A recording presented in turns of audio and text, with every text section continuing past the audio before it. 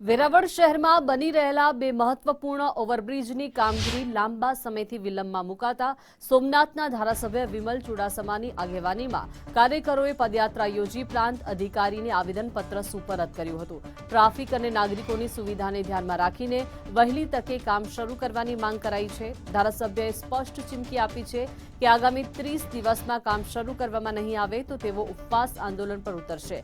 તંત્ર દ્વારા આ મુદ્દે યોગ્ય કાર્યવાહી ન થાય તો આગામી દિવસોમાં વિરોધ વધુ ઉગ્ર બને તેવી પૂરેપૂરી શક્યતા છે। ખાસ કરીને આ બે પુલ ન બનવાથી આજે લોકો ત્રાહિમામ છે। 4 વર્ષથી આ સમસ્યા છે। આ તંત્રની બેદરકારીના કારણે, આ સરકારની બેદરકારીના કારણે આ થઈ રહ્યું છે।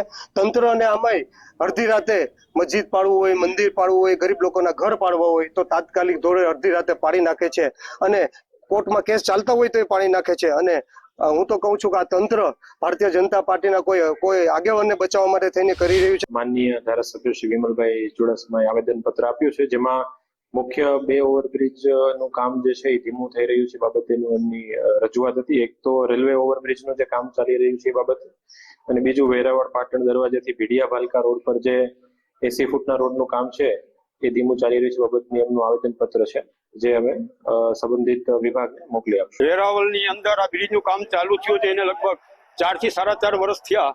એની અંદર વેરાવળની પ્રજા ત્રાહિમામ થઈ ગઈ છે। આ શ્રાવણ માસ ચાલુ છે, એમાં ઘણા 4 શ્રાવણ માસ ગયા છે, એમાં ઘણા મુસ્લિમ તહેવારો પણ ગયા છે। મુસ્લિમ સમાજ, હિન્દુ સમાજના બધાના રોડ ઉપર જવી, આગળ જતા સોમનાથ ટોકીજ રોડ ઉપર એક હવેલી છે, ત્યાં શ્રાવણ મહિનાની અંદર સવારથી માણસો ચાલુ થઈ જાય છે, સાંજ લગી માણસો ત્યાં જાય છે, હિન્દુ સમાજના ભાઈ બહેનો। અને આ નહીં બનવાના કારણે મુસ્લિમ વેરાવળની પ્રજાને અતિશય તકલીફ ભોગવવી પડે છે। અને આની અંદર ઓછામાં ઓછે 5 થી 7 વાર અમે આની રજૂઆતો કરેલી છે, વિમલભાઈને સાથે રાખીને રજૂઆતો કરેલી છે।